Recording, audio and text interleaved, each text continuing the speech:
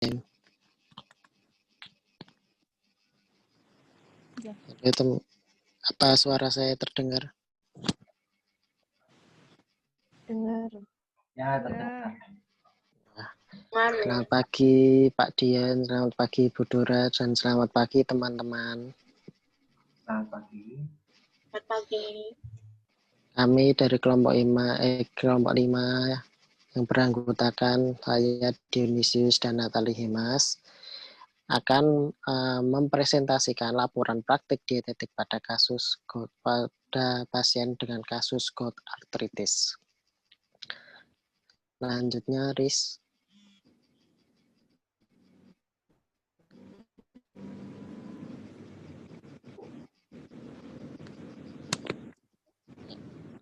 Untuk identitas pasien, ini dengan nama Bapak NN dengan usia 45 tahun dan diagnosis medisnya itu adalah gout arthritis.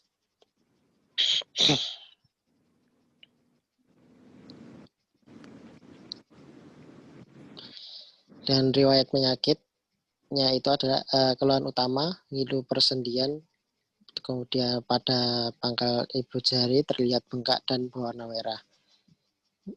Dan untuk riwayat penyakit terdahulunya itu tidak disebutkan. Kemudian riwayat klien yang lain itu dengan tidak ada riwayat alergi. Kemudian untuk riwayat makannya atau pola makan, makanan pokok 3 kali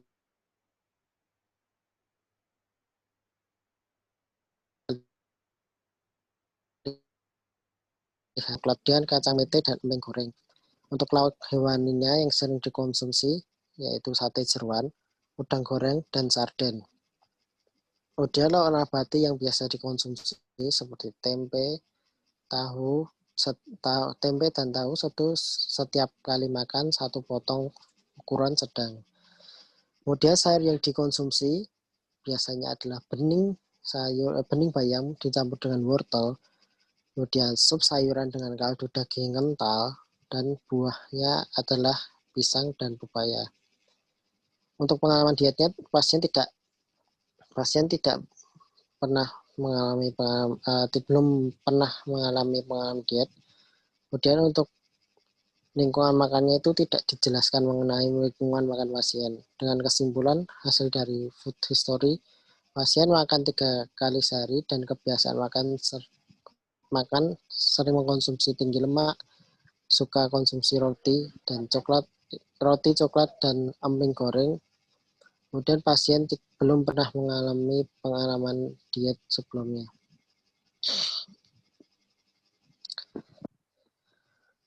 Kemudian untuk recall 24 jam, untuk asupan oralnya, pasien mengasup 2.575, kemudian proteinnya 115 gram, lemak 103 gram, dan karbohidratnya 425 gram. Kebutuhan pasien sendiri yaitu setelah dihitung sebanyak 2.592 kilokalori, dan untuk proteinnya 97,2 gram, lemaknya 72 gram, kemudian karbohidratnya 388,8 gram. Dan presentase asupan yaitu 99% untuk energi, dan proteinnya 108%, lemak 143%, dan karbohidrat 109%. Dengan kesimpulan, asupan recall Bapak NN pada recall 24 jam pada kategori energi dan karbohidrat dikategorikan normal, sedangkan pada protein dan lemak yaitu tinggi.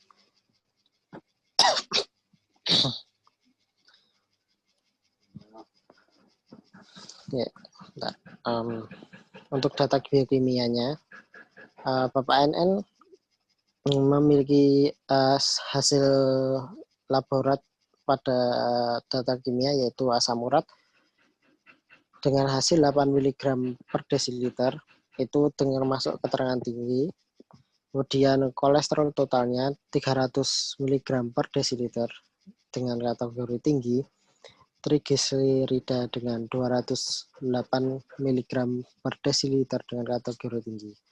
Sedangkan untuk HDL, LDL, dan HB-nya masuk dengan kategori normal. Dengan kesimpulan dapat dilihat bahwa kadar asam urat, kolesterol total, dan trigliserida memiliki kadar yang tinggi.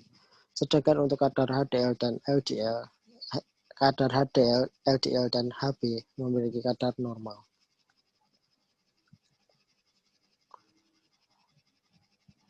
Untuk fisik-fisiknya,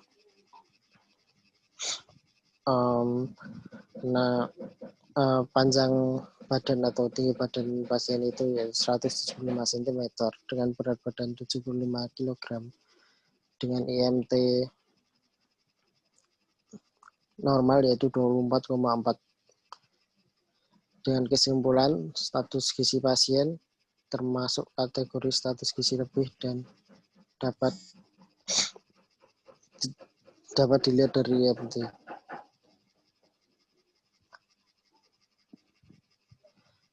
Kami mengambil diagnosis gizi domain intake 1 dan domain klinisnya 1 dengan NI 5.6.2 dan kelebihan asupan lemak dan protein berkaitan dengan kebiasaan makan pasien ditandai dengan hasil recall asupan lemak yang lebih dari dan protein lebih dari 110%. Kemudian domain klinisnya mengambil NC2.2 keterangan perubahan nilai laboratorium zat gizi khusus berkaitan dengan penyakit gout arthritis ditandai dengan hasil lab nilai dengan nilai asam urat 8 mg per desiliter, nilai kolesterol total 300 mg per desiliter, dan kadar trigliserida 208 mg per desiliter. Lanjut. Untuk intervensi Baik, gizinya, selanjutnya Mas silahkan. ya, terima kasih. Baik, selanjutnya saya akan mempresentasikan mengenai intervensi gizinya. Jadi di sini kami merencanakan untuk dietnya itu preskripsi dietnya itu diet urin rendah 2. Kemudian bentuknya itu padat. Tujuan dari dietnya ini yang pertama itu mencapai dan mempertahankan status gizi optimal atau normal. Kemudian yang kedua, menurunkan kadar asam urat dalam darah dan urin. Yang ketiga, menurunkan kadar lemak dalam darah. Lalu untuk persyaratannya sendiri, itu yang pertama ada energi sesuai dengan kebutuhan tubuh. Yang kedua itu protein cukup, yaitu sekitar 1,2 sampai 1,2 gram per kilogram berat badan, atau sekitar 10 sampai 15% dari kebutuhan energi totalnya. Kemudian yang ketiga itu menghindari bahan makanan sumber protein yang mengandung lebih dari 150 mg. Kemudian lemak sedang, karbohidrat dapat diberikan lebih banyak, kemudian vitamin dan mineral cukup, dan terakhir itu cairan disesuaikan dengan urin yang dikeluarkan setiap hari. Tolong lanjut, Sa. Jadi ini untuk menghitung kebutuhan zat gizi energi, itu untuk nilai BEE-nya, nilai TE-nya itu sekitar 2.592, dan kami membuat proteinnya itu sekitar 15%, jadi dapatnya 97,2 gram, kemudian lemaknya 25%, itu dapatnya 72 gram, dan karbohidratnya sekitar 60%, dapatnya 388,8 gram. Lanjut, Sa. Ini untuk menu makan pagi yang kami buat, itu ada makan pagi dan selingan pagi. Untuk makan paginya kami membuat nasi putih, kemudian semur telur. Yang kami pakai itu telur putihnya saja. Kemudian ada tempe goreng, sayur bening bayam. Sayurnya kami menggunakan sayur bayam dan wortel. Kemudian buahnya pepaya. Lalu untuk selingan paginya, kami membuat susu skim dan buah apel. Seperti itu. Lanjut, Sa.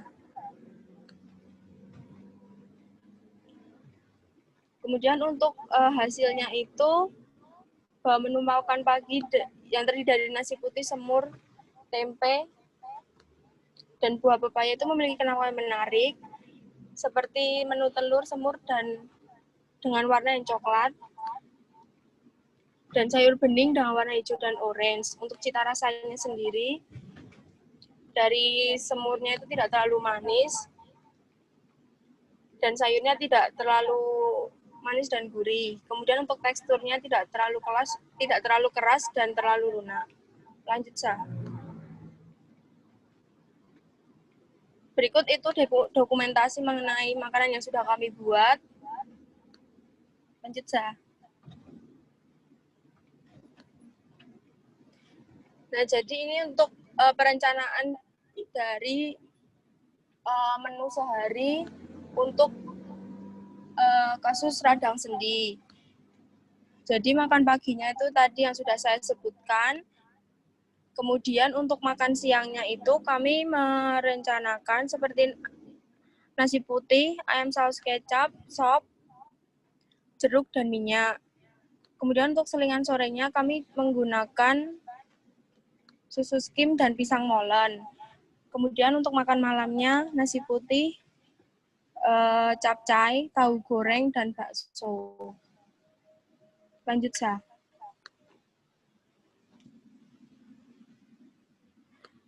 Jadi kesimpulan dari menu sehari yang sudah dibandingkan dengan kebutuhannya itu didapatkan bahwa hasilnya itu untuk energinya itu 80,2%, protein 102%,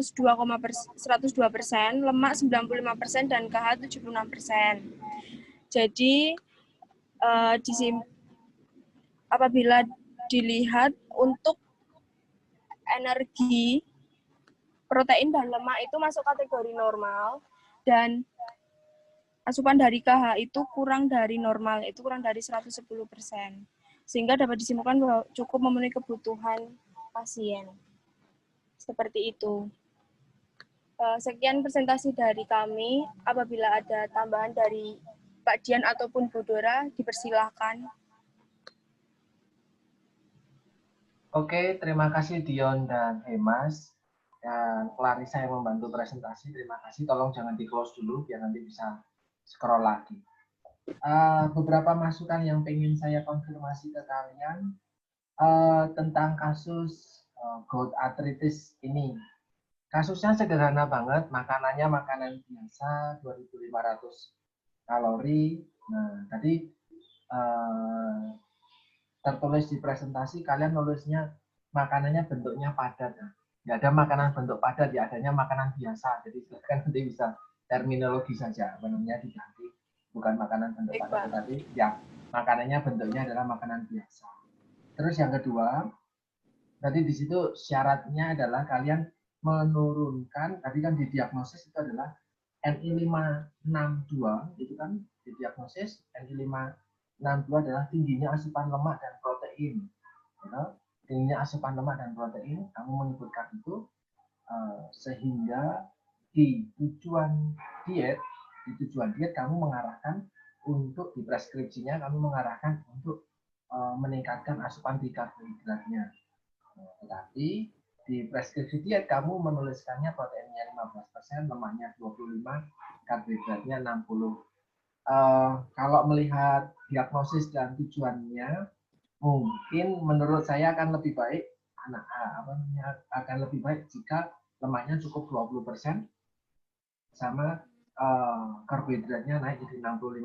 Nah, di sini kamu menuliskannya proteinnya cukup, ada rentang, silakan nanti sama seperti kemarin, silakan dipilih rentangnya berapa. Terus makanan rendah lemak 10-20% kan, tapi kamu di preskripsi diet, di dietmu kamu 25% kamu ambilnya tadi. Nah, kamu bisa ambil, bisa diperbaiki. Jadi tidak senada. Kamu di diagnosis ngomong harus mengurangi lemak karena kebanyakan lemak. Di prinsip diet kamu sudah ngomong lemaknya rendah, tetapi di pelaksanaannya kamu ambil 25%. Karbohidratnya juga kamu ambilnya 60%, bahkan di sini ambilnya batas bawahnya 65. Jadi ditulis aja 65 langsung, nggak apa-apa. Proteinnya bisa ditulis 1,2 boleh, 15% juga boleh. Kalau 1,2 ketika saya hitung, kalau ambilnya 1,2 gram per kilogram berat badan itu nanti jatuhnya sekitar 90 gram. Kalau kamu ngitung di sini 97 gram, nggak begitu signifikan jauh. Tetapi dengan lemak 25% dan karbohidrat 65% itu lumayan banget. Kalau lemaknya hanya 20%, ketemunya 57 gram. Jadi ada 20 gram lebih, hampir 20 gram lemak, lumayan tinggi banget. Itu nanti kok komentar saya di situ. Terus tentang pelaksanaan menunya. Coba menu yang paling belakang sendiri dong, yang paling lengkap tadi.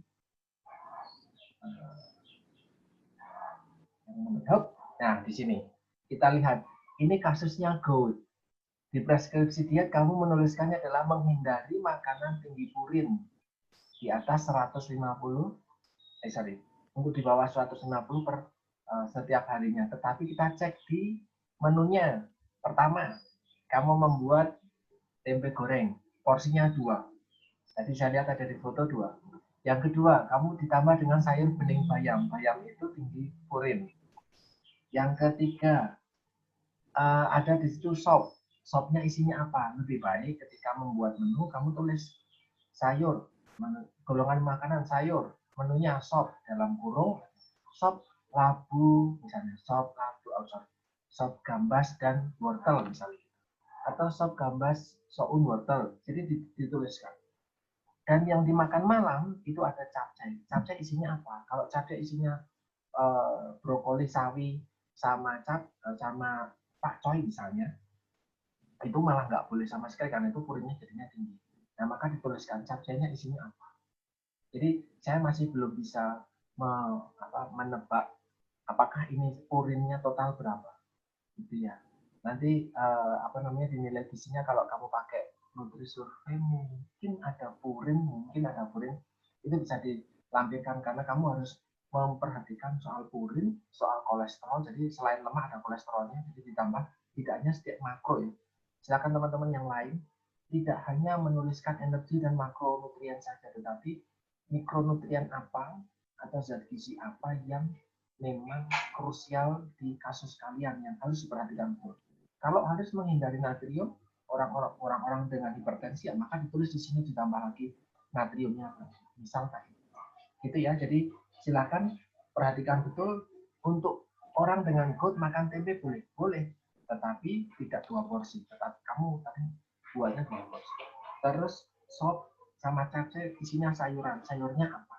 Kalau salah memilih sayuran itu isinya dipurin semua. Terus di situ ditambah dengan bening bayam. Itu menurut saya pemilihan yang nggak pas karena itu tinggi purin. Itu kalau dari saya. Itu Bu Dora, monggo untuk masukannya dipersilakan Bu Dora.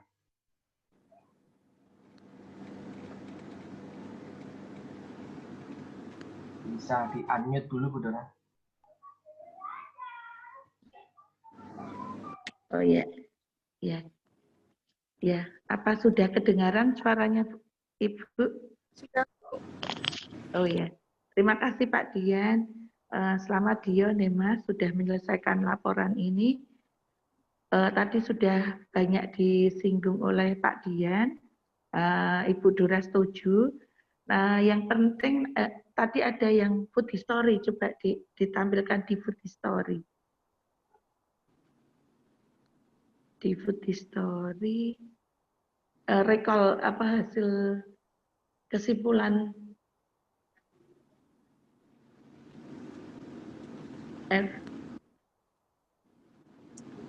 mulai dari awal, yang awal. Terus food history itu yang recall-nya adik. FFQ, riwayat makan. Ini slide ya, riwayat makan. Ini sebetulnya ternyata dia asam uratnya tinggi itu terlihat dari kebiasaan dia, kebiasaan ya untuk konsumsi. Jadi dia makan emping ada jeruan, ini nanti ditambahkan. Jadi hasil dari food history pasien makan 3 kali dan kebiasaan makan sering konsumsi makanan tinggi lemak dan tinggi purin. Nanti sebutkan di situ tinggi purin, yaitu konsumsi emping goreng. Kalau coklat itu bersifat netral, jadi sebetulnya purinnya enggak. Kalau cuma lemaknya ya. Kemudian tapi kalau dia purin coklat itu enggak masalah. Bukan kandungan purin yang tinggi, tapi dia bersifat netral. Yang penting ini dia suka konsumsi adalah emping goreng, kacang mete, kacang-kacangan. Kemudian dia banyak makan sate jeruan dan sarden. Nah, kita ketahui 4 hal ini dia mengandung kandungan purin tinggi lebih dari 150. Jadi memang dari kebiasaan konsumsi makanan. Jadi ada penyebab yang mengakibatkan asam uratnya tinggi, juga tempe tahu kebiasaan suka. Mungkin porsinya besar ya. Itu. Jadi nanti ditambahkan di situ di sini.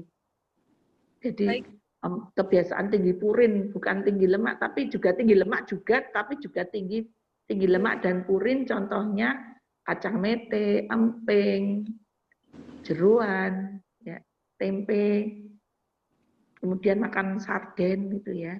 Terus juga bawahnya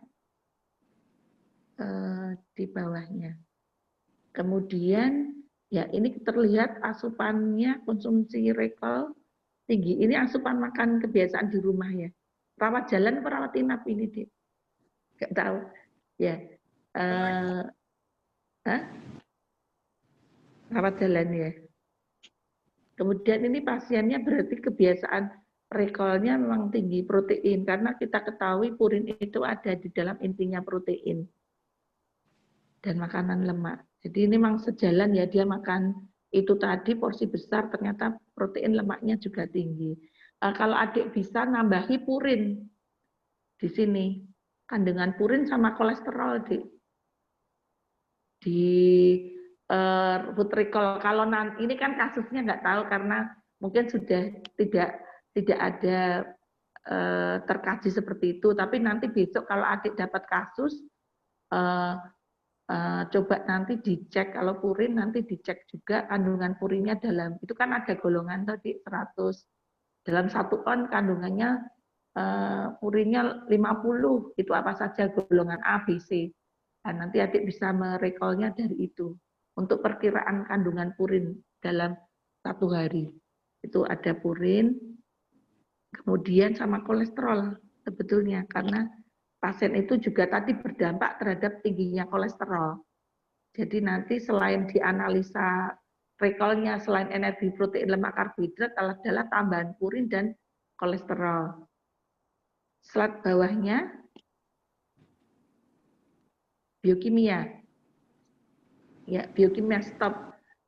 Nanti di sini kita bisa mengetahui apakah ini perlu terapi atau tidak. Nanti adik cek kolesterol total. Memang LDL-nya rendah, LDL, HDL normal. Tetapi kita harus cek rasionya. Rasio kolesterol total dibagi dengan HDL atau lemak yang bagus itu harusnya kurang dari 4,5. Untuk mengetahui apakah dia punya risiko PJK atau tidak. Kalau ibu hitung ini 300 kolesterolnya dibagi dengan 50,9 itu dia 5,89.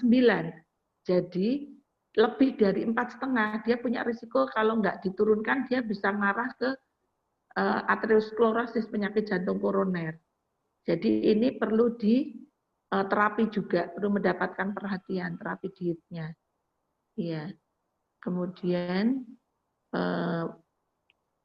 bawahnya lagi, jadi ini kandidat. Ya, fisik klinis tadi nggak masalah ya. IMT ya gizi gizi lebih. Nanti kalau adik mau menghitung kebutuhan energinya, ya bisa pakai berat badan.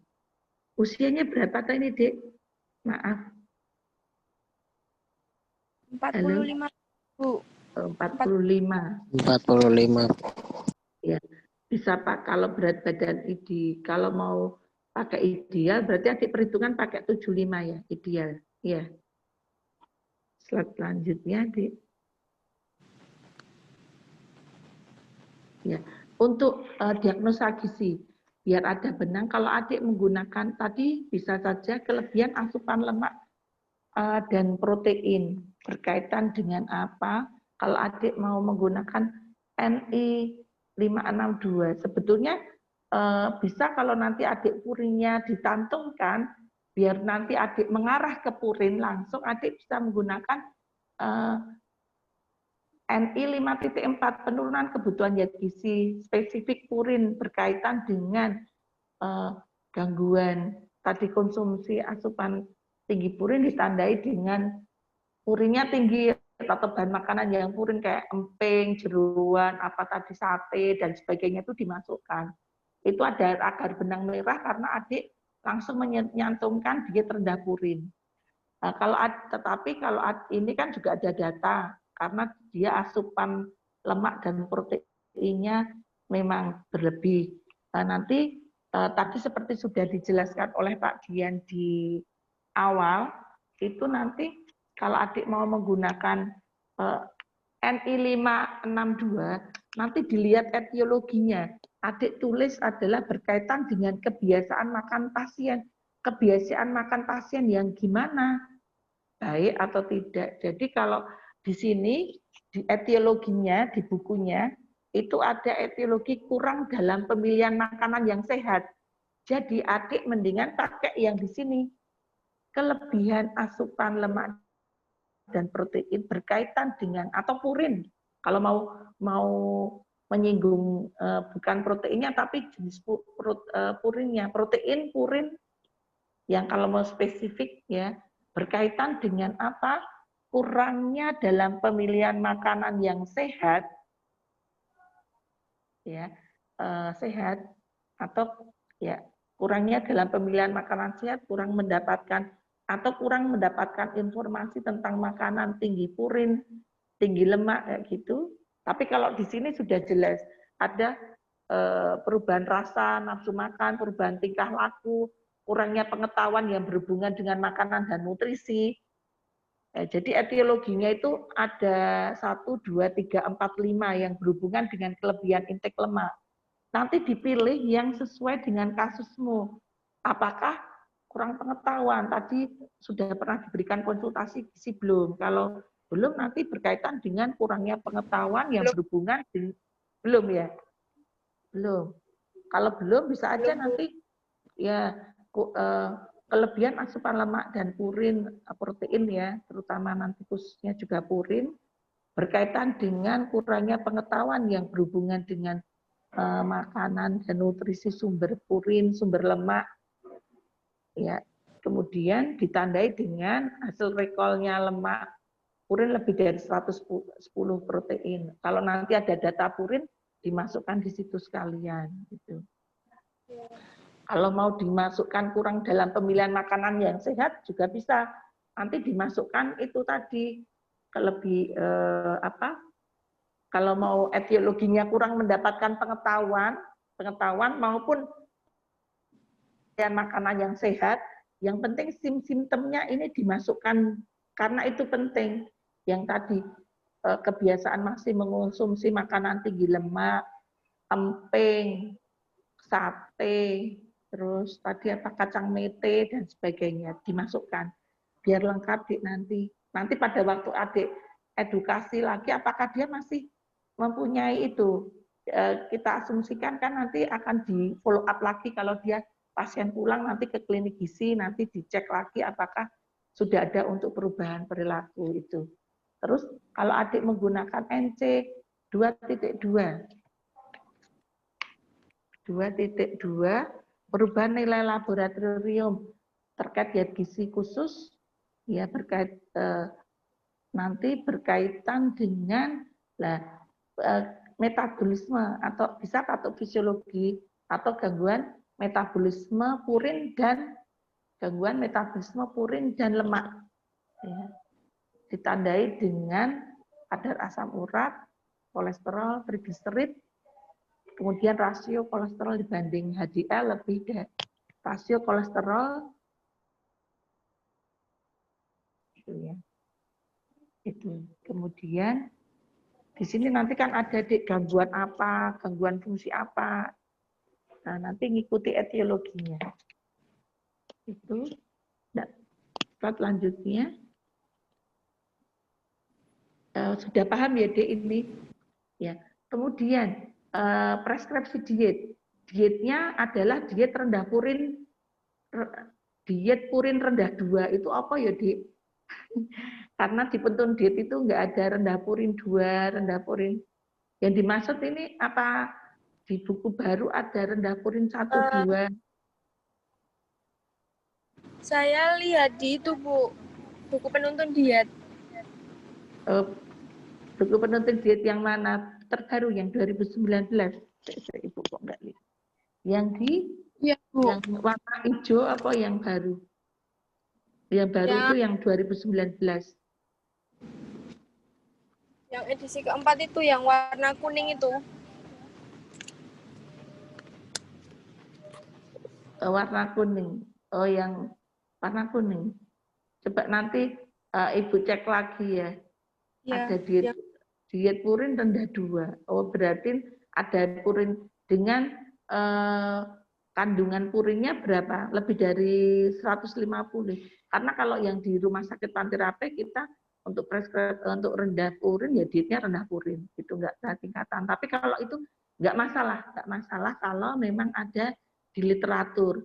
Jadi rendah purin 2, nanti preskripsi rendah purin 2 misalkan purinnya harus berapa, harus dihindari atau ya harus hindari bahan makanan sumber protein yang punya kandungan purin lebih dari 150, atau mungkin di situ harus, kalau yang di Penuntun Diet lama ya, yang Ibu ingat bahwa kandungan purinnya dalam 1 hari kurang dari 125. Jadi 125 mg kebutuhan purin untuk kadar purinnya di Penuntun yang warna hijau. Ya, pakai yang warna hijau 120. Kalau ini jadi nanti harus seperti tadi Pak Dian juga sudah sampaikan, purinnya harus dicantumkan mulai dari di preskripsi diet ini kebutuhannya berapa. Karena adik nyantumkan diet rendah purin. Dan nanti juga direcall. Maksudnya di asupan makannya juga dianalisa. Nanti kalau dapat kasus ya, kalau ini nggak sampai dengan monef ya. Kemudian tadi prinsip syaratnya sudah disampaikan oleh Pak Dian, tetap harus diambil salah satu aja, tidak boleh ring seperti ini.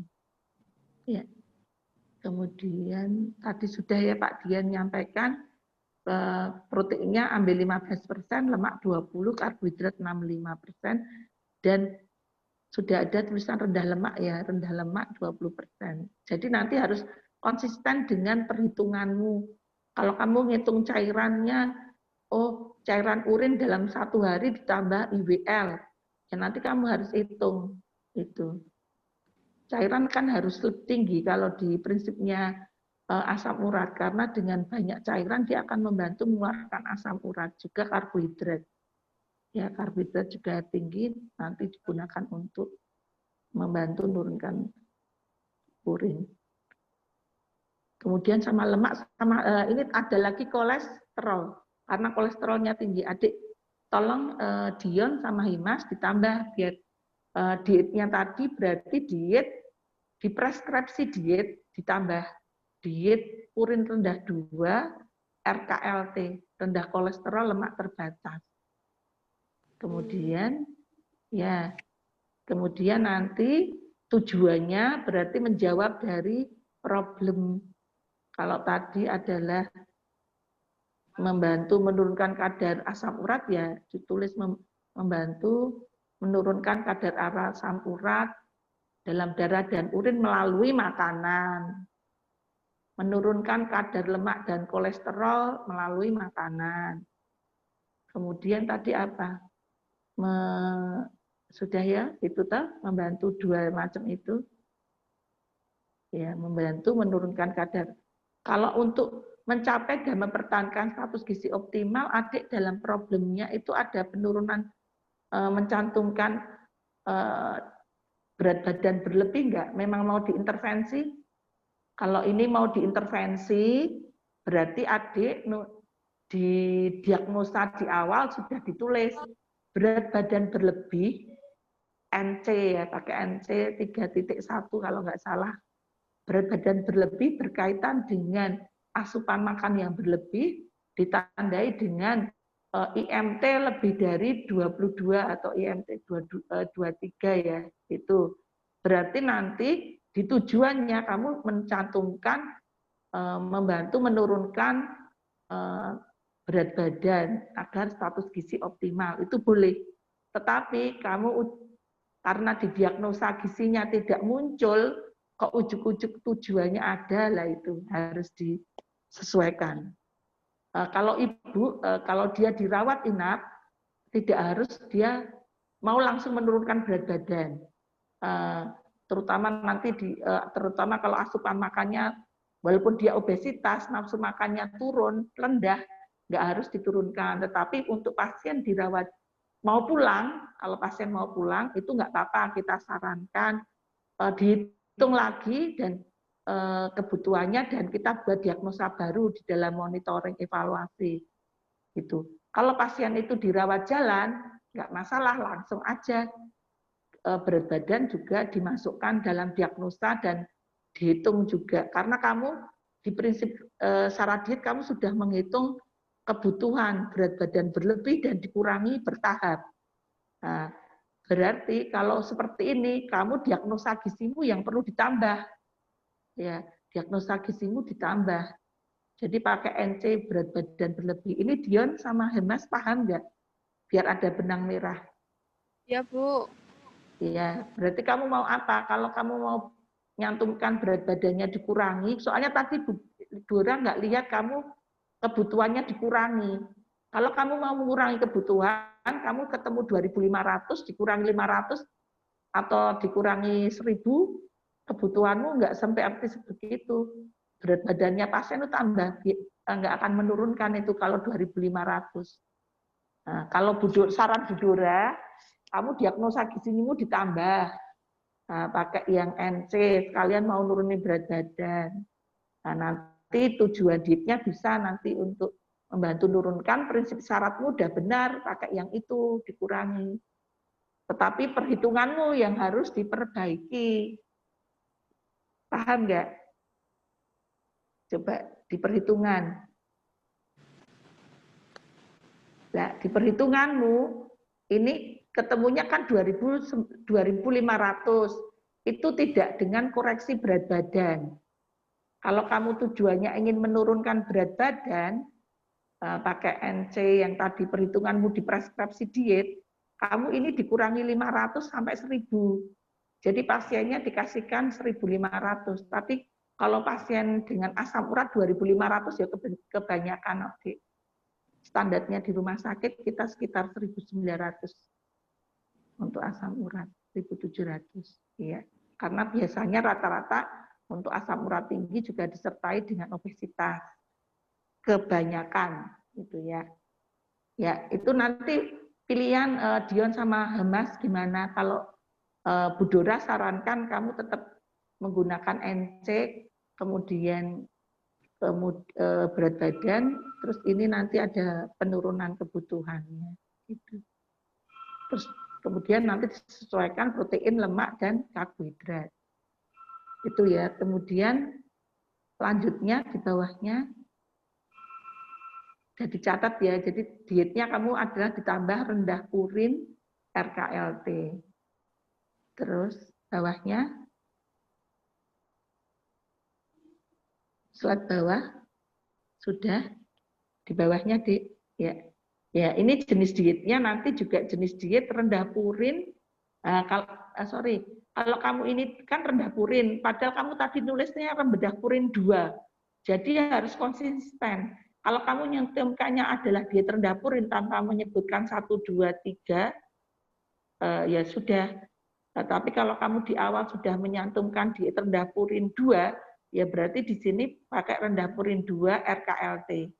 Ya nanti Bu Dora saya cek lagi untuk yang penuntun diet baru apakah sudah ada pentahapan.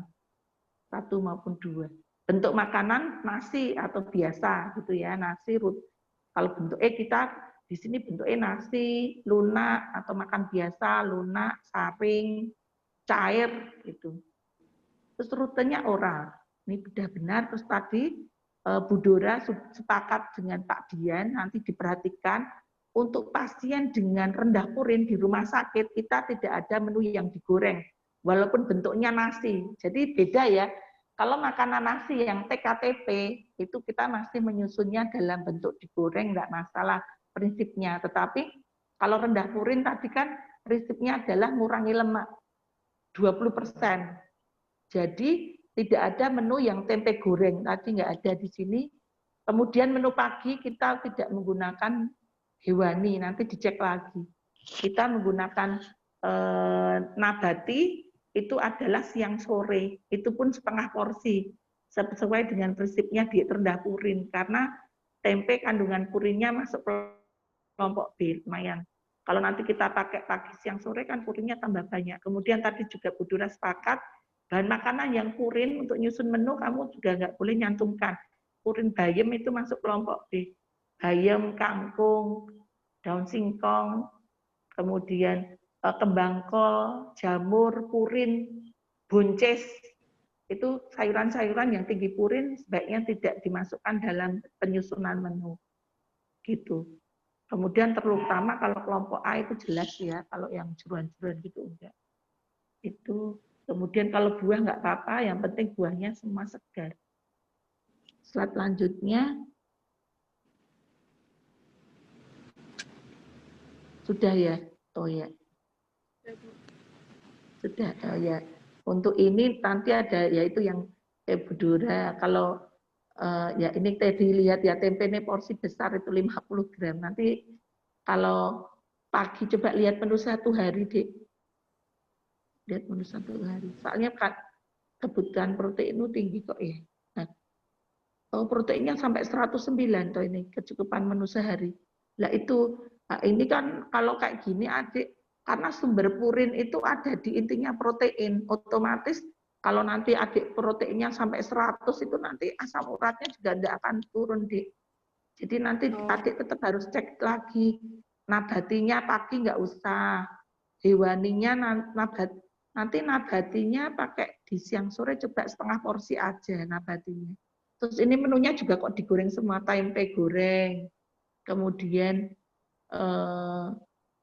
itu sorenya juga ada tahu goreng. Kalau sebetulnya standar nasi itu kan nggak apa-apa digoreng, tapi kalau nasi rendah kolesterol itu nggak boleh digoreng. Nah, nasi bisa aja tuh rendah kolesterol nasi rendah purin juga, tetapi prinsipnya kalau yang rendah purin, rendah kolesterol itu nggak ada gorengan. Kecuali nasi TKTP yang tadi kasusnya, yang tadi di awal itu. Atau nasi fraktur hanya bedah nasi biasa, nah ibu menyusui nasi, diet nasi, itu nggak masalah diberi gorengan. Tapi kalau yang sudah diet khusus seperti ini, tidak diberi. Itu ya. Slide selanjutnya. Sudah, yang tadi cara olahnya itu tadi. Ya.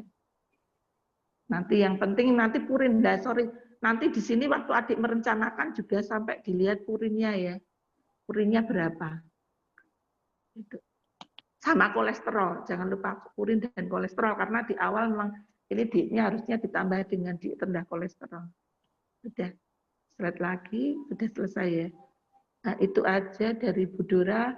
Mohon maaf Pak Dian, saya kok terlalu banyak, maaf. Oke, terima kasih Bu Dora atas tanggapannya. Terima kasih juga untuk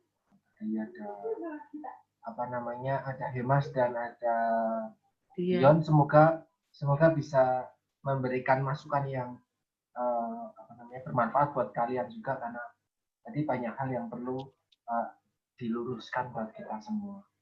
Oke, terima kasih untuk persentan ketiga untuk kasus diabetes mellitus. Siapa ya? Jose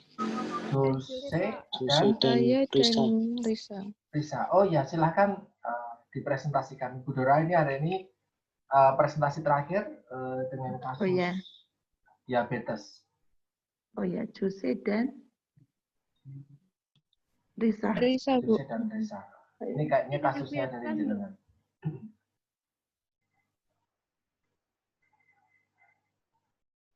Sudah kelihatan. Sudah? Sudah. Bagus. Bagus. Itu kok enak banget itu stroberinya. Waduh, malah nggak fokus, Bu Dora. Iya itu. Baik, saya mulai saja sekarang. Ya, selamat siang Bu Dora dan Pak Dian dan teman-teman sekalian.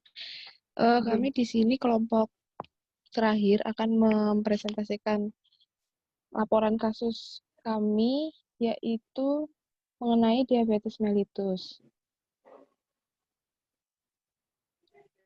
Yang pertama, dari asesmen klien,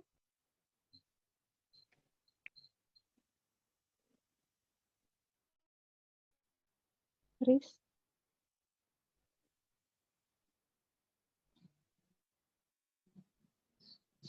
Ya, yang pertama dari asesmen klien, data personal pasien, Bapak S usia 56 tahun, laki-laki suku Jawa, peran dalam keluarga ayah, didiagnosis medis yaitu abses leher, DM karies dental pharyngitis.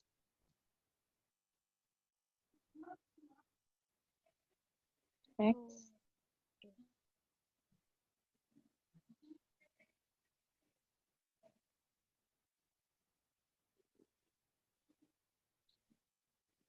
Bentar, Nik. Nggak bisa digeser.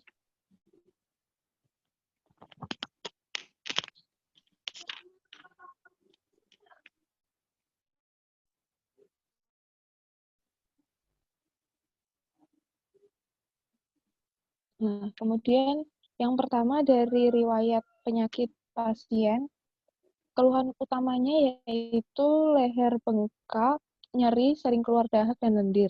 Kemudian riwayat penyakit dahulunya, DM, sering batuk sekitar 3 minggu, keluar dahak dan lendir, kemudian leher bengkak dan nyeri.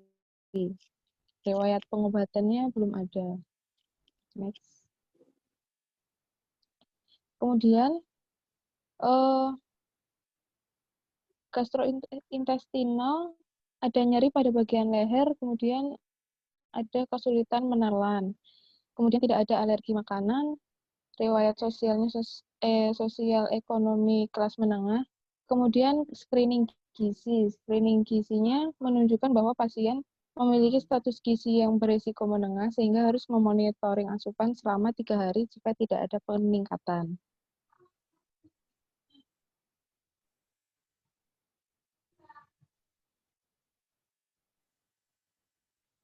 Kemudian yang kedua dari dietary pasien. Riwayat pola makan sebelum sakit pasien itu pasien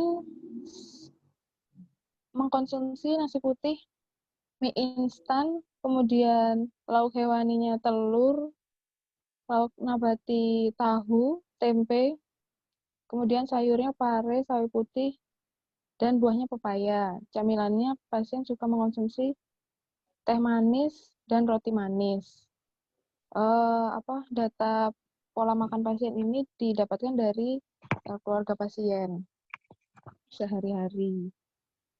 Kemudian pemesanan dietnya, diet DM, belum pernah ada pengalaman diet, dan belum pernah mendapatkan edukasi gizi.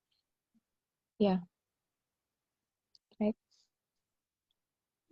Nah, ini hasil perhitungan recall menunjukkan bahwa pasien asupan energinya sudah baik dan karbohidratnya juga sudah baik. Namun protein dan lemaknya masih kurang. Kemudian selanjutnya data antropometri pasien. Tinggi badan pasien 170 dengan berat badan 75 kg. IMT-nya menunjukkan 25,95 termasuk obes tingkat 1.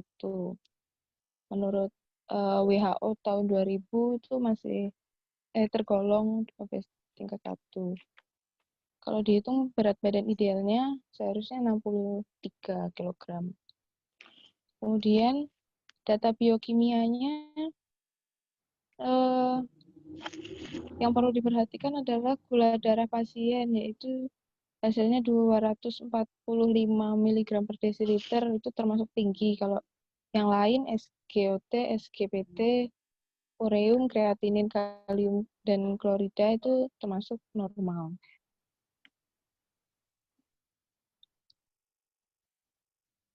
Next. Kemudian data fisik klinisnya, pasien kompos mentis, kemudian vital sign-nya, nadi, suhu, respirasi normal, namun tekanan darahnya termasuk tinggi karena 142/73. Terus kemudian sistem pencernaannya ada nyeri bagian leher dan sulit mengalam. Begitu. Berdasarkan hasil pemeriksaan klinis fisik pasien, diketahui tekanan darahnya tinggi disebabkan karena adanya komplikasi dari penyakit DM.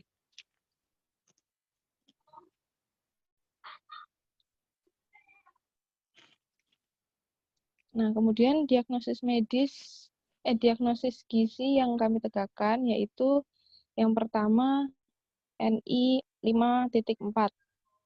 Penurunan kebutuhan karbohidrat berkaitan dengan gangguan endokrin ditandai oleh hasil pemeriksaan gula darah 234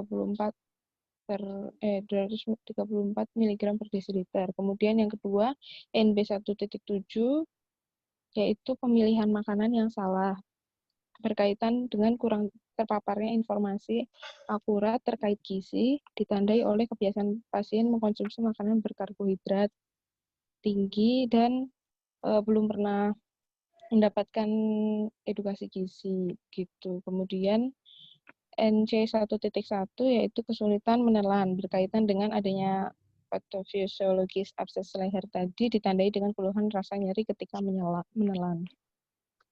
Next.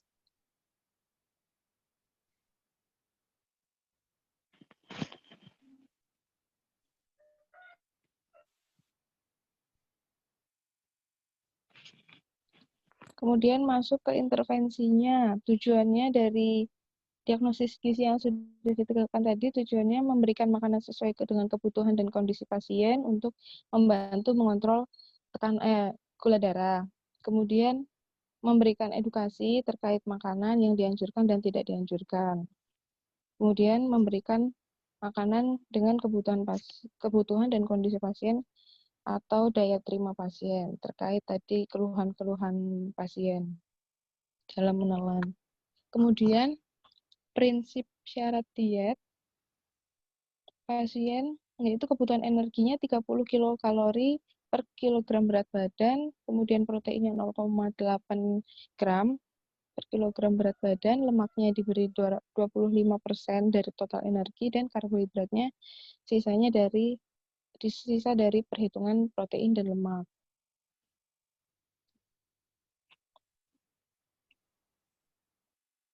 Nah, ini perhitungan kebutuhan zat gizi pasien menggunakan per Kenny. Untuk energinya dihitung yaitu mendapatkan 2.250 kilokalori, proteinnya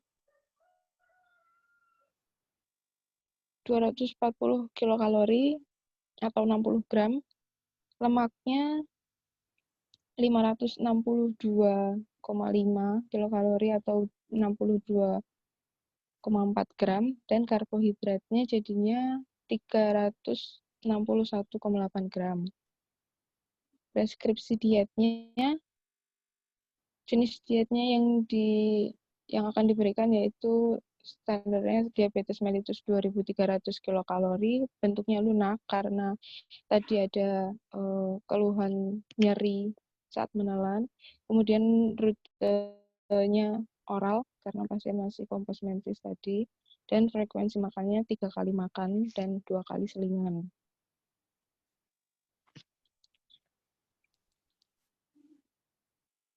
Berikutnya rencana monitoring yang akan dilakukan pertama monitoring.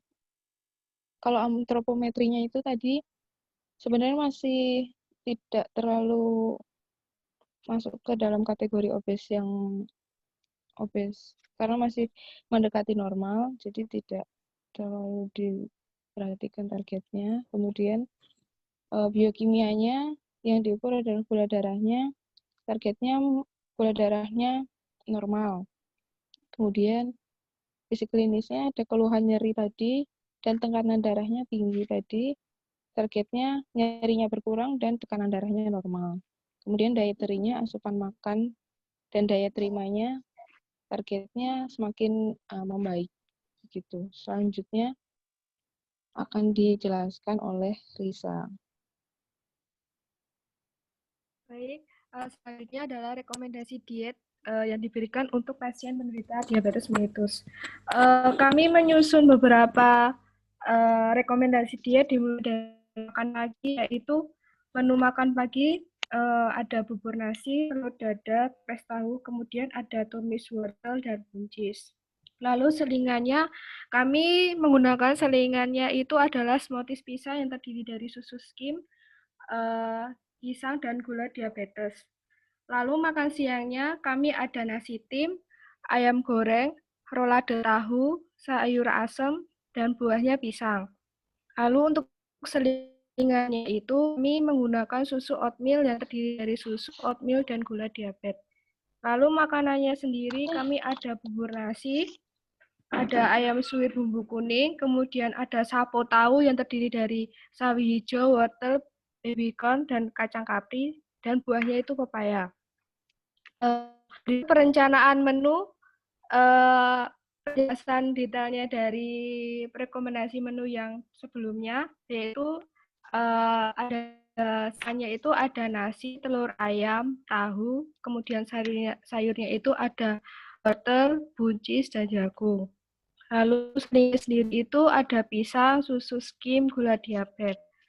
Lalu untuk makan siangnya tadi ada nasi atau beras, bahannya itu beras, kemudian ada ayam, ada tahu, rolade tahunya itu terdiri tahu dan telur. Lalu untuk sayuran A-nya itu ada rebus siam, wortel, hijau, kentang. Lalu sayur B-nya itu ada jamur dan buahnya pisang.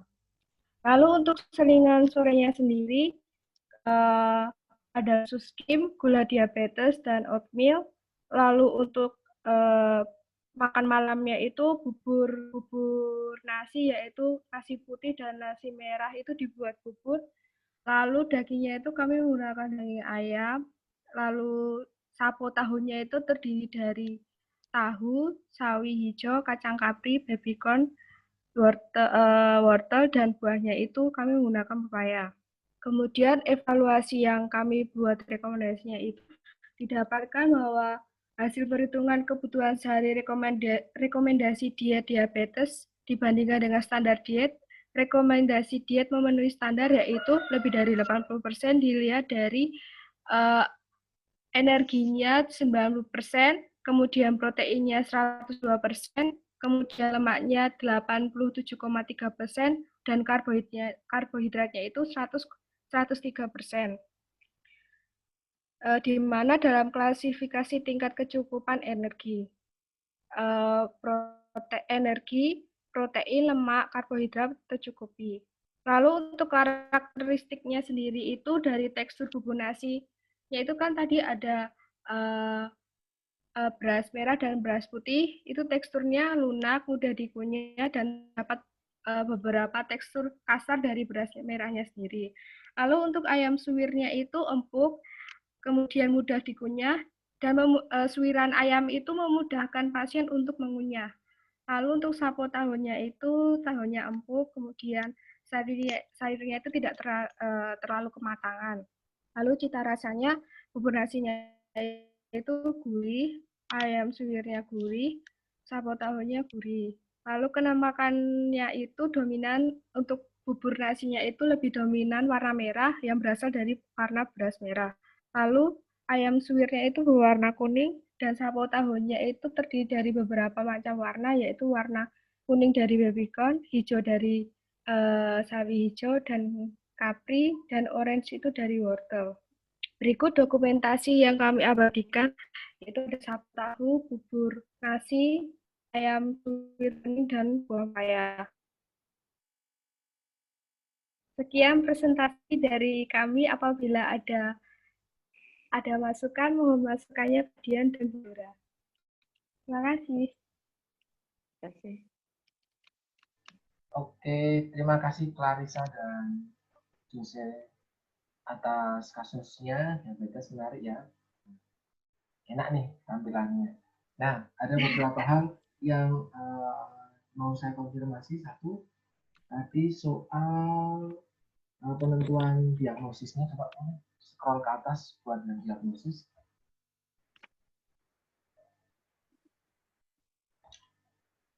Clarissa bisa dinaikin lagi ya.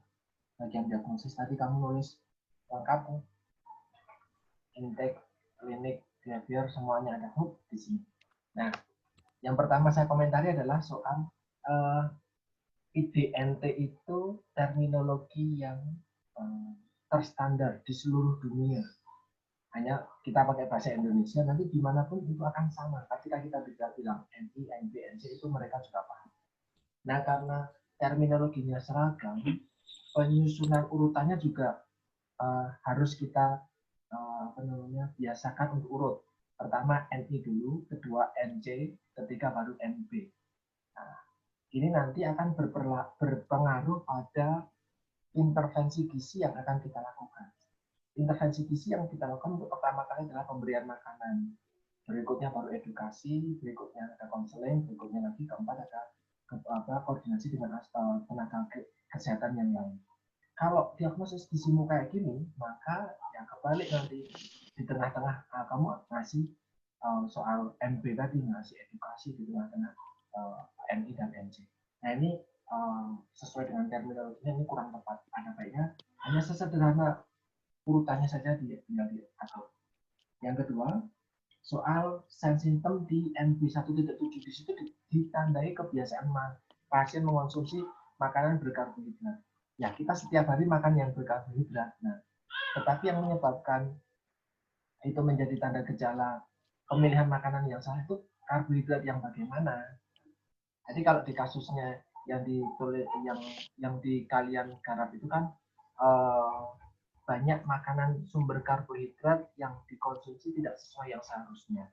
Misalnya, sudah saya cek, misalnya mulai dari karbohidratnya porsinya besar, sekali makan 2 centong, ditambah kentang rebus, sekali satu harinya ada 5 buah, terus minum konsumsi teh manis, ada gulanya 12 setiap hari, ada roti manis 3 buah setiap hari. Nah, makanan-makanan kayak gini yang dianggap sebagai makanan berkarbohidrat dalam konsumsi yang pemilihan makanan itu kurang tepat.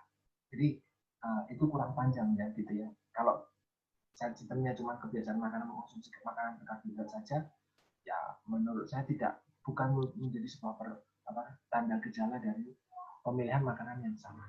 Nanti kalau kayak gini kamu makan karbohidrat itu salah, gitu ya.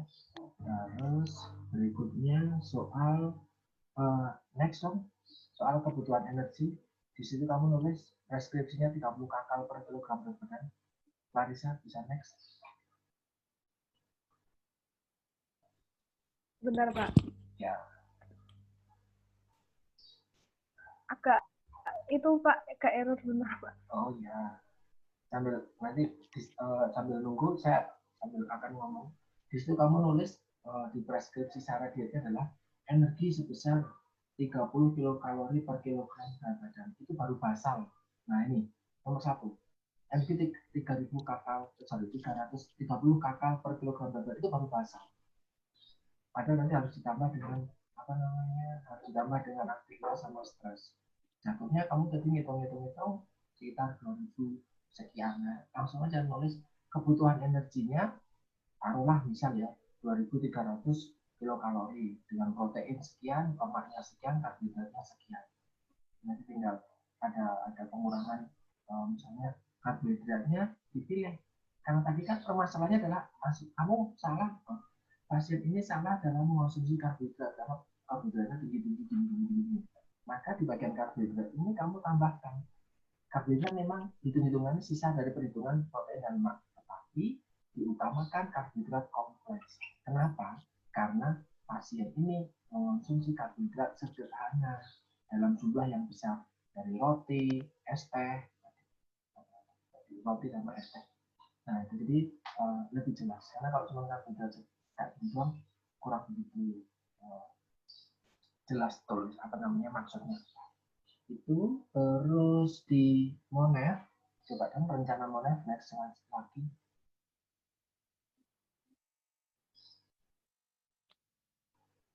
Di rencana Monef kamu tadi ada dari beberapa hal kamu rencanakan untuk di follow up setiap waktu. Oh, di sini di dietary asupan makan dan dietary diukur setiap hari, targetnya asupan makannya baik. Nah, baik yang bagaimana?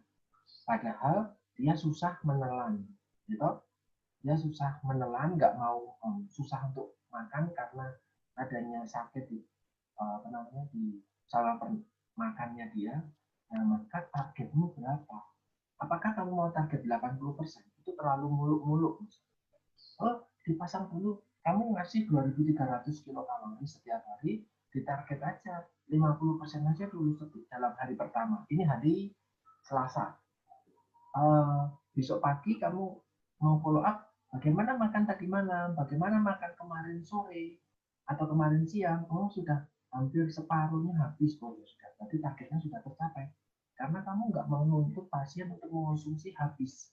Atau bahkan 80% enggak. Kenapa? Karena masih ada gangguan menelan. Maka ditulis betul target itu sesuatu yang bisa diukur. Termasuk di biokimia. Gula darah normal. Normalnya berapa? Silahkan ditulis. Sehingga ketika evaluasi, ini kan baru monitoring. Nanti ada monitoring evaluasi. Jadi evaluasi itu tercapai atau tidak targetnya. Untuk indikator tercapai itu ya tadi targetnya berupa angka dan itu bisa mencapai angka itu atau tidak. Jadi bukan klasifikasi normal tinggi rendah atau baik atau buruk atau kurang, itu enggak. Tetapi ada skalanya, ada angkanya. Termasuk nyeri. Nyeri itu ada skalanya, tetapi bukan ranah kita. Nyeri itu ada skala 1 sampai 5, ada 1 sampai 10. Tetapi ini bukan ranah kita, ini ranah teman-teman sebelah kita. Tekanan darah normal berapa? Asupan diaterima dianggap baik berapa? Kalau kita ada klasifikasi 80 sampai 120 itu baik, yaitu berdasarkan WHO. Tetapi kalau berdasarkan pasien ini, bisa makan setengah saja, itu sudah bagus banget. Karena memang gangguan penelan di pasien itu masih ada. Jadi itu yang bisa apa namanya teman-teman bisa nggak hanya Risa dan Josie saja, tapi buat yang lain itu harus ada angka atau kuantitatif yang jelas sehingga dievaluasi itu tercapai atau tidak tercapai. Terus berikutnya soal pemilihan makanan lunak. Pemilihan makanan lunak di situ kamu ambil menu yaitu nasi merah walaupun dibuat bubur. Nasi merah sama ayam yang digoreng kalau tidak salah tadi. Yang dibuat menu disuir Pak. Disuir. Kuah kuning. Tapi digoreng atau enggak ya? Atau digabungin? Direbus. Oh ya sudah. Sorry. Soalnya tadi di menu paginya, kalau menu pagi atau menu siang itu ada ayam digoreng. Ya, sedangkan dia itu kan apa namanya masih susah di dalam menelan sama dietnya juga kan makanan lunak. Jadi tadi Bu Dura tadi di pertemuan presentasi sebelumnya bilang kalau makanannya lunak ya enggak apa. Termasuk cara pengolahannya. Nah, ini di sini. Nasi makan siang. Meskipun kamu nggak praktek itu makan siang. Nasi tim ayam goreng terus ada rolado tahu. Nah, rolado tahu apa namanya? Kalau lunak ya dibuat lunak semuanya. Nah, biasanya dengan lunak itu tidak menggunakan makanan-makanan yang dikukus. Bisa dikukus, bisa direbus, bisa ditim, bisa di apa namanya tadi kamu bilang olahan-olahan yang lain yang memang mendukung dia biar mudah menelannya itu tadi karena memang masih susah menelan. Itu mungkin dari saya Josie dan Risa. Terima kasih sekali. Monggo Bu Dora mau memberikan masukan. Ya, terima kasih Pak Dian. Saya hanya sedikit aja soalnya tadi sudah sepakat saya dengan Pak Dian tadi Sama ya. Yang tadi itu saya catat di sini. Tadi tentang cara olah benar ya. Saya juga tadi dietnya kan ini ada gangguan menelan. Pasien ini kebetulan juga pasien saya nggak mungkin bisa diberikan makanan itu digoreng. Ya, kalau bisa aja kesulitan menelan karena derajatnya enggak, sebetulnya bisa aja dia diberikan makanan saring. Tergantung nyeri telahnya seperti apa. Kalau nggak bisa aja dalam bentuk, kalau lebih parah makanan saring seperti ekstra makanan cair, ya diberikan makanan cair itu bisa agar asupannya bisa masuk semuanya. Tetapi karena ini adalah kasus dan adik tidak bisa lihat pasiennya seberapa, diberikan makanan lunak, ya nggak masalah sih karena adik hanya sekilas aja. Tapi nanti kalau begitu adik tahu ke pasien, nanti dicek apakah pasienku saya berikan makanan lunak itu bisa masuk nggak, asupannya berapa. Ternyata diberikan makanan lunak, ternyata nggak bisa masuk. Berarti kan adik ditanyakan kepada pasien, kemudian coba diturunkan lagi. Bisa saja dia diberikan makanan dalam bentuk saring, dihaluskan. Misalkan bubur, kayak gitu ya. Seperti tadi nasi merah. Nasi merah memang bisa di indeks glikemiknya bagus, tetapi dilihat ya tadi nasi merah dibuat bubur ya, saya belum tahu seperti apa ya, seperti apa, apakah cocok atau tidak. Ade udah mempraktekkan belum ini ya, soalnya kan teksturnya kalau di kita nasi merah ya bisa dibuat teksturnya lebih lunak, tetapi belum kalau dijadiin bubur belum pernah coba. Terus tentang penggunaan snack smoothies ya, kita smoothies ya, tentang snack tadi adik dilihat smoothies ada pisang kayak gitu ya. Kita ketahui kalau untuk pasien DM sebetulnya lebih bagus itu adalah buah dalam bentuk yang utuh. Karena apa? Enzim-enzim di mulut ini kan tetapi kita ketahui pasien itu sulit menelan. Jadi nggak masalah kalau diberikan itu, tetapi nanti dihaluskan itu smoothies ya, dipakai buah pisang itu dihaluskan, pakai penggunaan susu. Nah, Iya, tapi Bu, dilihat dihaluskan. ya karena Di blender, memang kalau di blender ya, di satu sisi memang dengan cara pemblender itu akan meningkatkan indeks glikemiknya lebih tinggi dibandingkan dengan makan pisang utuh, apel apa. Tapi di satu sisi memang karena pasien sulit menelan ya nggak apa-apa. Maksudnya ini menjadi alternatif aja. Memang kalau nanti pasiennya sudah mau makan, gangguan nyeri telannya sudah tidak ada, ini karena dia ada abses ya, ada luka di situ. Ya nanti kita sarankan motivasi pasien ya makan pisang ya utuh aja, buahnya pisangnya nggak usah dihaluskan gitu. Atau mungkin bisa dibuat puree, dikerok ya itu ya, dihaluskan. Terus di perhitungan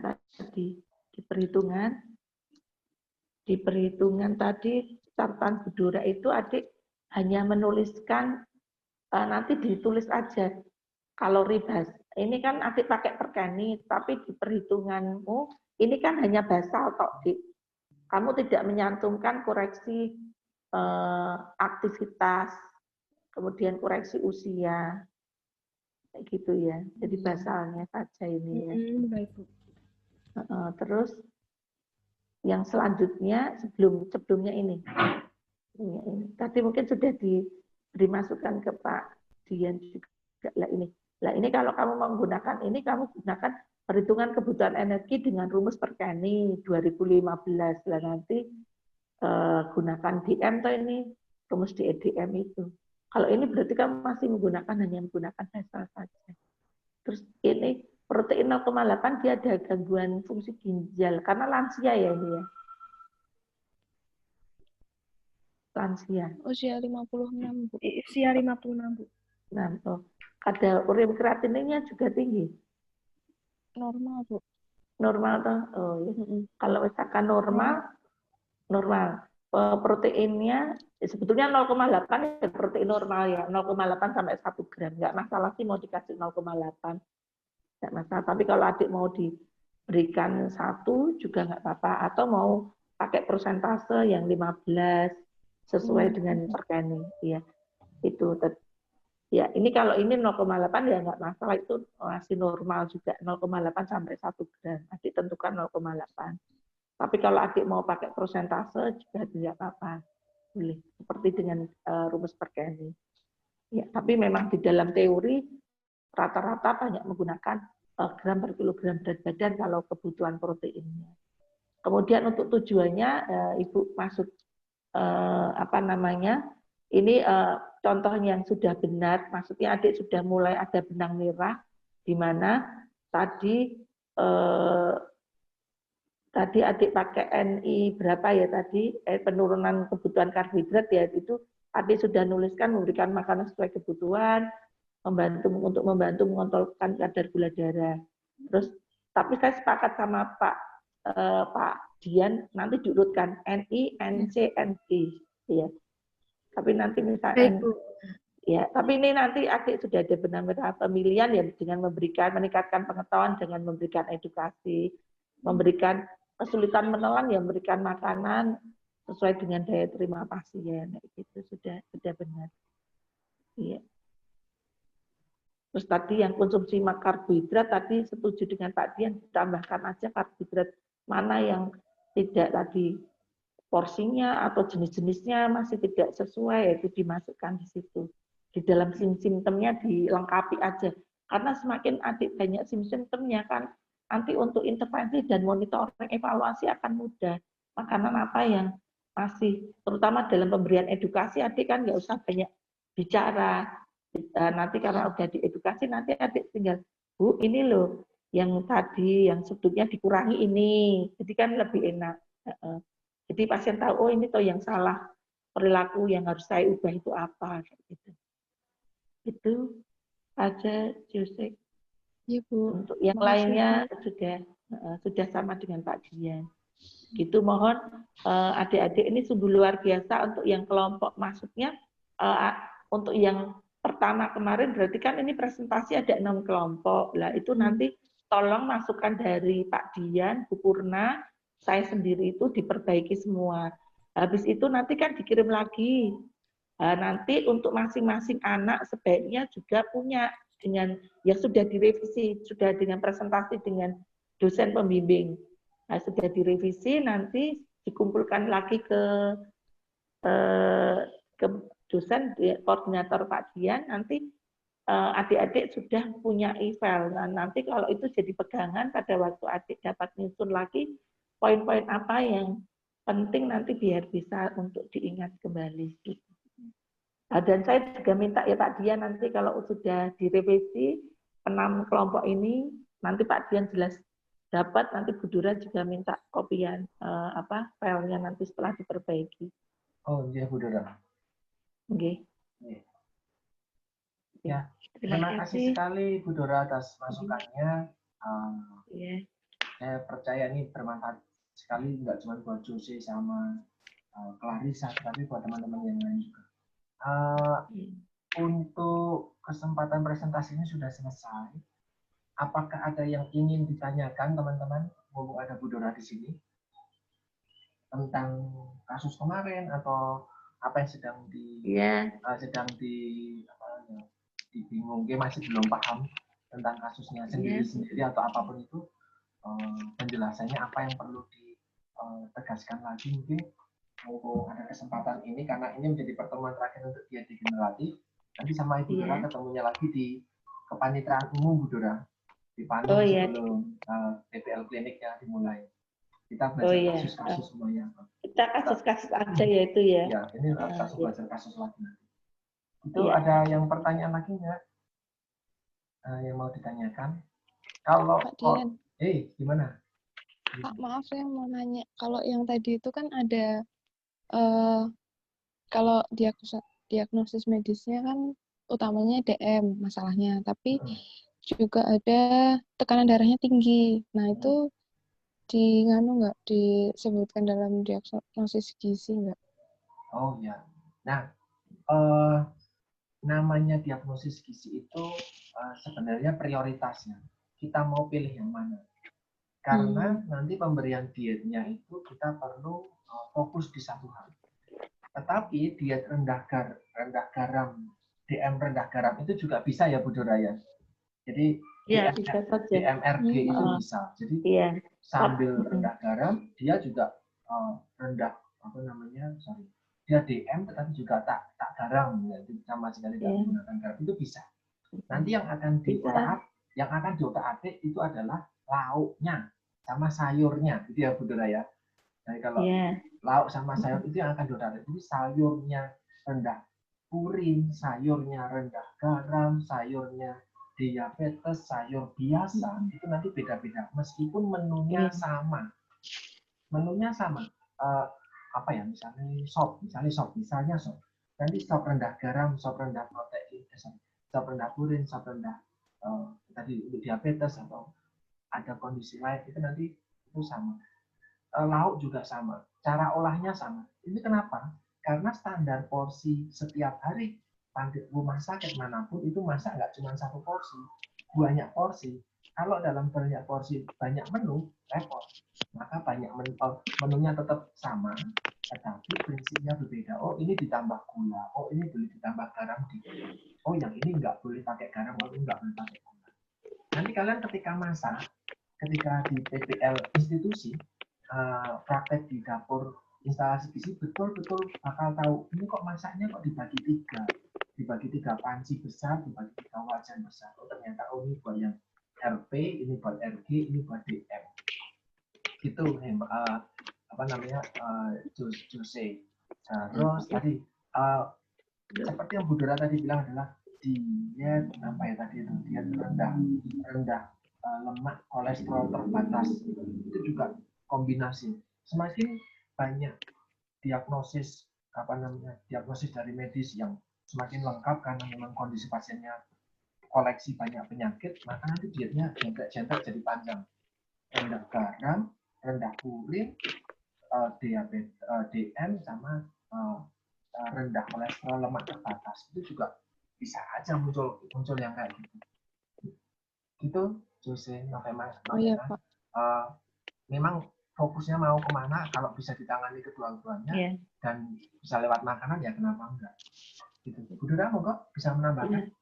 Ya, setuju Pak. Jadi nanti tergantung kamu itu akan dimasukkan dalam problem enggak. Kalau kamu itu hipertensinya dicek juga jangan lupa dicek kadar natriumnya ya. Seperti kemarin Bu Dora cerita kalau natrium hipertensinya tinggi tapi natriumnya rendah nggak perlu. Iya, nggak perlu diberikan diet rendah garam. Tetapi kalau natriumnya normal, tensinya tinggi, ada riwayat dan dia DM memang hipertensi tidak terkontrol, ya kita masukkan aja dalam diagnosa penurunan kebutuhan zat gizi natrium berkaitan dengan tadi mungkin konsumsi atau gangguan elastisitas pembuluh darah ditandai dengan tekanan darahnya tinggi. Itu nanti adik masukkan terapi dietnya. Jadi kalau KNI 5.4 penurunan kebutuhan zat gizi karbohidrat murni, natrium berkaitan dengan gangguan endokrin dan elastisitas pembuluh darah ditandai dengan HbA1c-nya tinggi, gula darah puasa tinggi, tensi tinggi gitu bisa saja. Jadi nanti tergantung dari pengkajian kasusnya. Asal nanti dalam diagnosa ditulis, kemudian nanti adik cantumkan dalam intervensi terapi dietnya, misalkan di MRG, kemudian nanti adik di preskripsi diet harus dicantumkan natriumnya berapa. Kalau natrium di penuntun diet baru, itu kan kalau masih tensi natriumnya tinggi, itu kurang dari 1.500. Kalau sudah terkendali, kurang dari 2.300. Kalau kita penuntun diet lama, itu sering sekali. Ada RG1, itu 400 mg.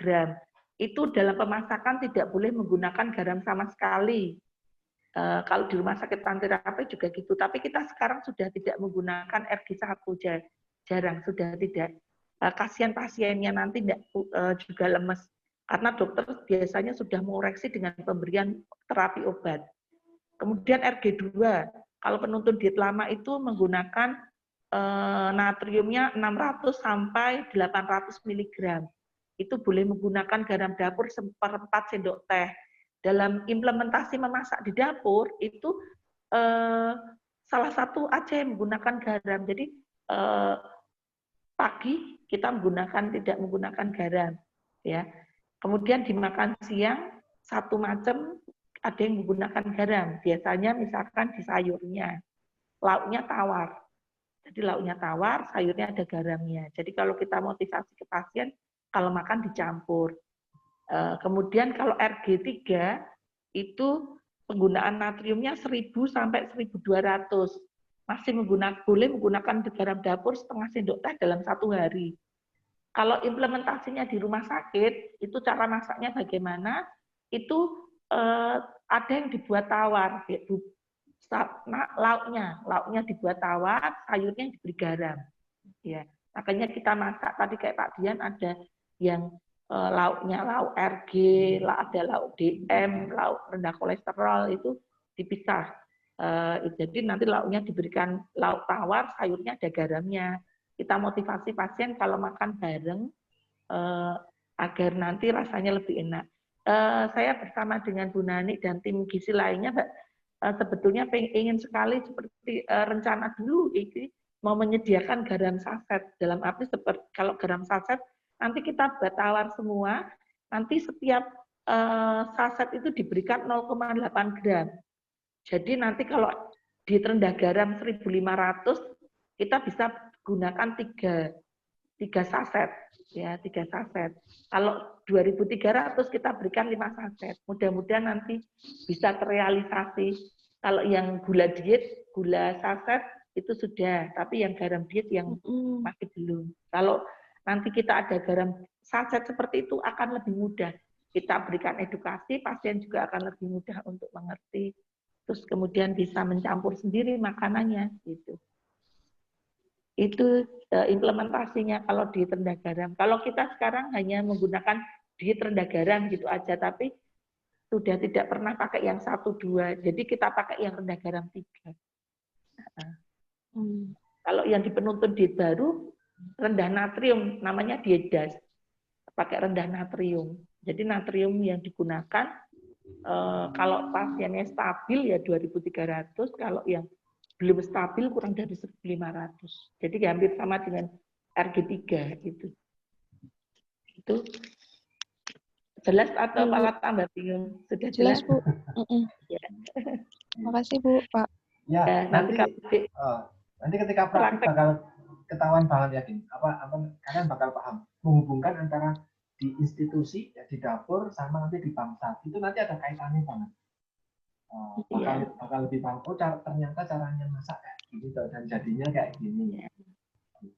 Makanya besok kalau praktek adik kan ada MSPM di manajemen atau di klinik, nanti kalau ke dapur jangan malu, langsung tanya aja di situ biar tahu proses teknik persiapannya, penyimpanannya, pengolahannya, seperti itu nanti bisa ditanyakan dan diamati. Okay. Terima kasih Bu Dora atas Ya, pertanyaannya.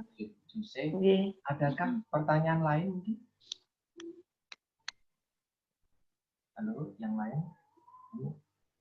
Ada pertanyaan lain terkait dengan kasus kalian atau ketika kalian memperhatikan pemaparan ini, ada hal yang ingin ditanyakan?